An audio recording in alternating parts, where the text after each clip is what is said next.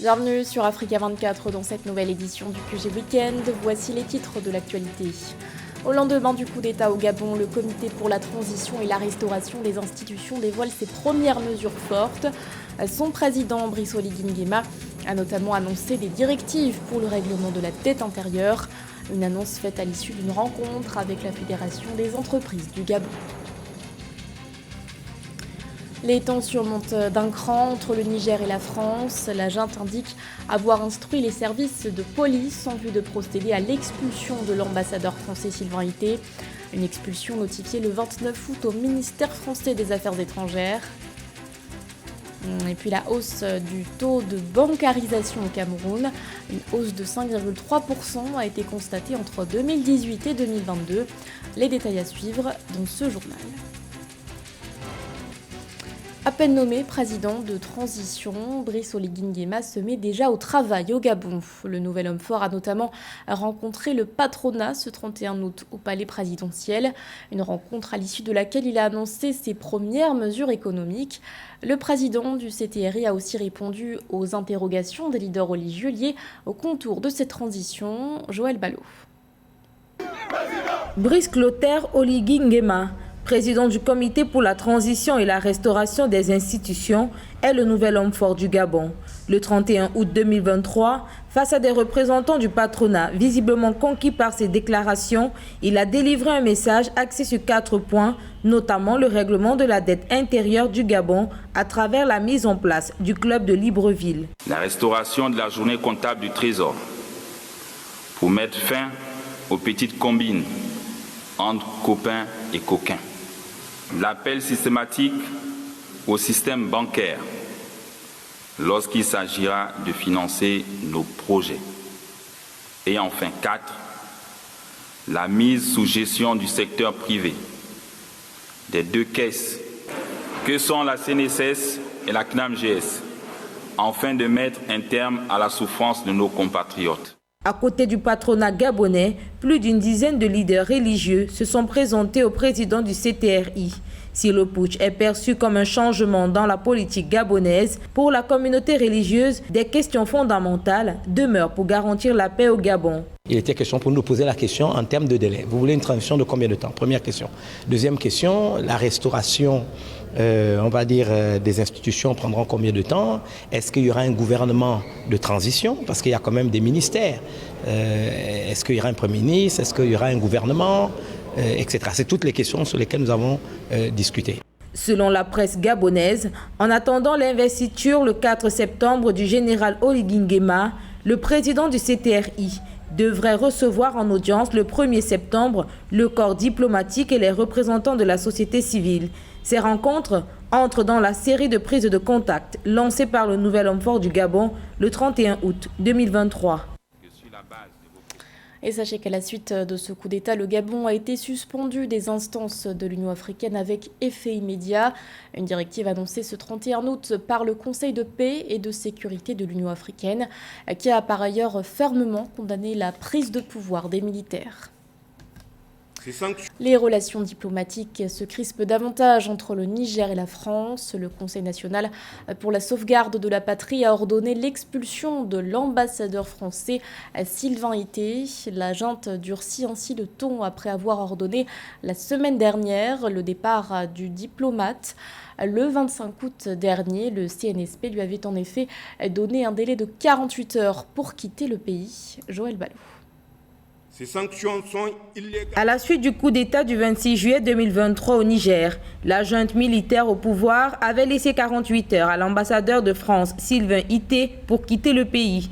Le 28 août, le président français Emmanuel Macron s'est opposé à son départ, malgré les pressions des membres du Conseil national pour la sauvegarde de la patrie. Face à la réaction française sur la situation au Niger, le régime militaire soutenu par la société civile a ordonné jeudi 31 août l'expulsion de l'ambassadeur français dans un courrier adressé à son gouvernement. Monsieur Sylvain Ité est un citoyen français en situation irrégulière sur le sol du Niger. Il peut rester le temps qu'il voudra dans l'enceinte de l'ambassade parce que c'est un citoyen français et l'ambassade est une portion du territoire français. Mais lorsqu'il sortira dehors, c'est comme si vous voyez un immigré en situation irrégulière, vous informez les autorités policières chargées de la répression de l'immigration, on va le prendre et le conduire hors du territoire du Niger. Dans un communiqué en date du 3 août, les putschistes dénoncent les accords de sécurité et de défense avec la France. La France, qui dispose de 1500 militaires stationnés sur le territoire nigérien, serait, selon le dit communiqué, contraint à rapatrier ses troupes. Le Conseil national pour la sauvegarde de la patrie décide de dénoncer les accords de coopération dans le domaine de la sécurité et de la défense avec cet État. Notamment, l'accord du 19 février 1977 sur la coopération militaire technique, conformément à son article 12 et au préavis de 3 mois. 2. L'accord du 25 mai 2013 relatif au régime juridique de l'intervention des militaires français au Niger pour la sécurité au Sahel, conformément à son point 7 et au préavis d'1 mois. En soutien à la junte militaire, les acteurs de la société civile nigérienne, regroupés au sein du Front patriotique pour la souveraineté du Niger, entendent organiser le 2 septembre 2023 une vaste campagne de mobilisation des citoyens pour exiger le départ des forces françaises. À noter que plusieurs médias ont rapporté qu'une transition de 9 mois au Niger était envisagée par le chef de l'État nigérian, Bola Tinubu, également président en exercice de la CEDEAO. Une information démentie ce jeudi par l'organisation sous-régionale. Dans l'actualité également, plus que quelques heures avant le début des élections locales en Côte d'Ivoire, ce samedi 2 septembre, les électeurs sont appelés aux urnes pour renouveler leurs conseillers municipaux et régionaux. Pendant une semaine, le pays a donc vibré au rythme de la campagne électorale qui s'est achevée ce jeudi. Plus de 30 000 candidats sont en lice pour les municipales. Concernant les régionales, le nombre de candidats est supérieur à 5 000. Un scrutin aux enjeux importants pour le parti au pouvoir à 2 ans de la présidentielle. Le RHDP, qui est d'ailleurs considéré comme favori de ces élections. Il devra notamment s'imposer face aux principaux partis d'opposition, le PDCI-RDA de l'ancien président défunt Henri Konan Bédié et le PPACI de l'ex-chef d'État Laurent Gbagbo. L'actualité, c'est aussi la colère de l'opposition qui ne faiblit pas au Zimbabwe après la publication des résultats de la présidentielle. La coalition des citoyens pour le changement a appelé ses partisans à manifester ce 1er septembre. Une mobilisation en vue de protester contre la réélection du président sortant Emmerson Mnangagwa. D'après les chiffres donnés par la commission électorale, le chef de l'État est arrivé en tête avec 52,6% des voix. Nelson Chamisa, le leader de la CCC, a quant à lui obtenu 44% des suffrages. Des résultats fermement contestés par son parti qui a dénoncé un processus électoral chaotique et nul. Des irrégularités avaient aussi été constatées par des observateurs internationaux. Face à ce constat, la CCC a réclamé l'organisation d'un nouveau scrutin. 5 milliards de dollars, c'est la somme que l'Égypte entend mobiliser avec l'introduction en bourse de 5 sociétés d'État entre début octobre 2023 et fin juin 2024. Rappelons que le gouvernement ambitionne de donner plus de poids au secteur privé depuis l'adoption en 2022 d'un document stratégique sur l'actionnariat des entreprises. Les explications d'Amenechi.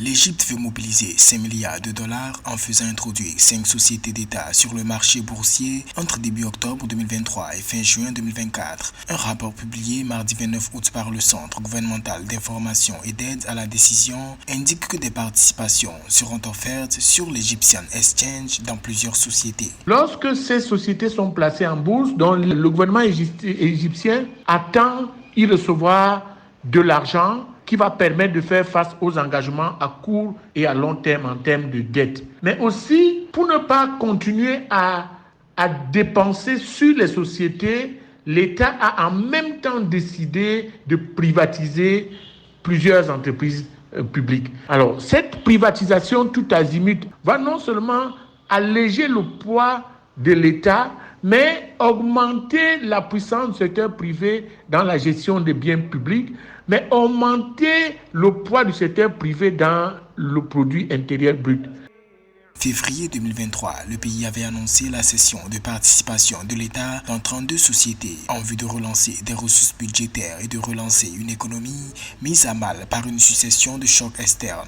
À cet effet, pour les exercices 2023-2024, les besoins de financement extérieur devraient atteindre respectivement 19 milliards de dollars et 22,5 milliards de dollars selon l'agence de notation Fitch Ratings. Cette privatisation presque immédiate et généralisée va permettre à l'Égypte de faire face aussi à ses engagements sociaux, à ses engagements en matière de protection de l'environnement, ce qui ne peut pas être fait en même temps que ça coûte cher à ce pays d'entretenir des entreprises assez lourdes dans des domaines très compétitifs comme les télécommunications, l'électricité et bien d'autres. Le gouvernement égyptien avait déjà adopté fin décembre 2022 un document stratégique sur l'actionnariat des entreprises qui prévoit un important désengagement de l'État des secteurs non stratégiques au profit des investisseurs privés locaux et étrangers. L'objectif est de porter la contribution du secteur privé à l'économie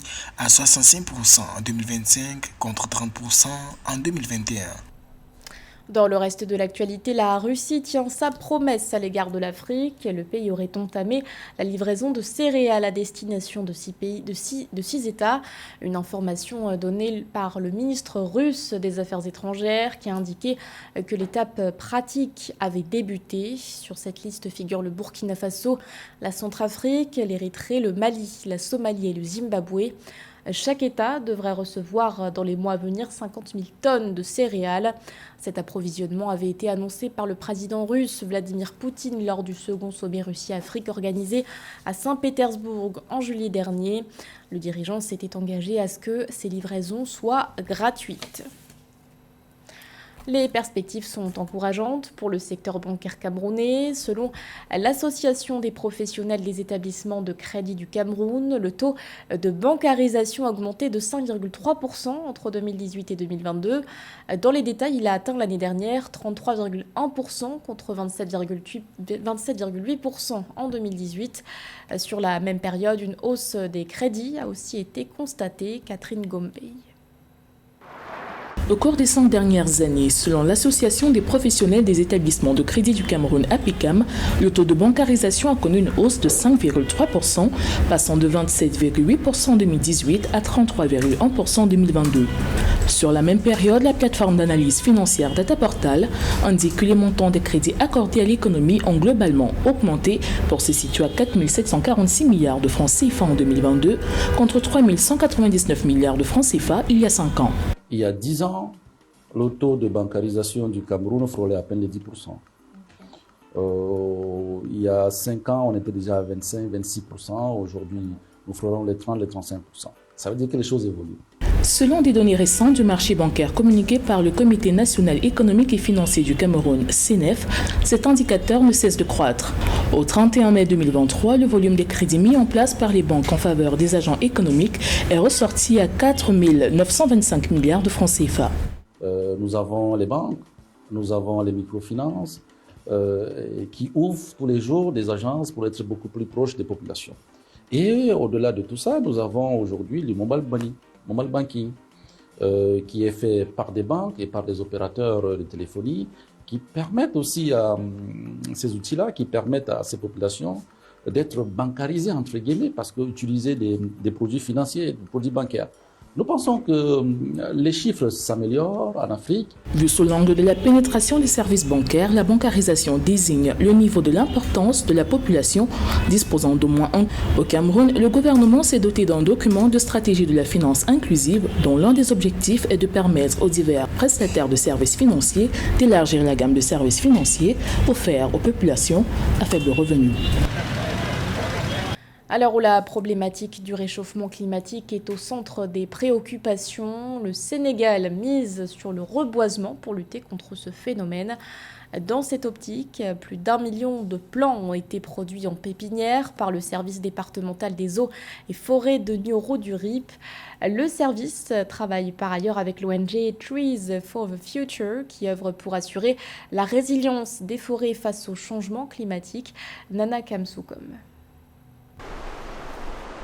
Les effets de changement climatique, tels que la désertification croissante et la diminution des précipitations annuelles, ont eu des répercussions sociales et environnementales sur les communautés rurales du Sénégal. Raison pour laquelle, en 1998, l'État du Sénégal a mis en place la pépinière de Nioro, l'une des plus grandes des 71 unités de production du service régional des eaux et des forêts de Kaolack. D'une superficie de 3 hectares, et dotée de tous les dispositifs de planche de système d'adduction d'eau, la pépinière de Nioro est à mesure de produire jusqu'à 500 000 plants. Sur l'ensemble des 71 pépinières du département, la production s'élève cette année à 1 469 000 plants, soit 41 espèces. Pratiquement, si on voit la production, comme elle est diversifiée, donc c'est pratiquement les besoins qui sont pris en compte, les besoins des populations, en termes de régénération, en termes de restauration, mais aussi en termes de plantes médicinales. Le secteur des eaux et forêts du département de Nioro du RIP travaille en partenariat avec plusieurs projets parmi lesquels Trees for the Future et Sami B dans le but d'assurer la production des plants et de la protection de l'environnement. Les résultats jusqu'ici observés sont très positifs et ce grâce à l'appui de près de 300 jeunes recrues à l'issue du programme REAMU, un programme d'urgence pour l'insertion socio-économique et l'emploi pour des jeunes lancé en avril 2021 par le président Macky Sall. Le programme a commencé. Nous avons suffisamment de personnel avec nous et qui travaillent pratiquement toute l'année. Donc dans toutes les phases des différentes campagnes que nous menons, nous le faisons avec ces jeunes-là. Donc c'est un programme vraiment qui est alloué, mais également qui a en tout cas un impact très significatif dans la mise en œuvre des missions du service forestier. Parmi les espèces d'arbres retrouvées dans les différentes pépinières, les plants d'arbres à usage médicinal sont très présents. Selon le secteur des eaux et forêts, il est important de prendre en considération les besoins des populations sénégalaises en la matière, en plus du simple objectif de rebouillissement. C'était le journal de la rédaction. Merci de votre fidélité. L'actualité continue sur Africa 24.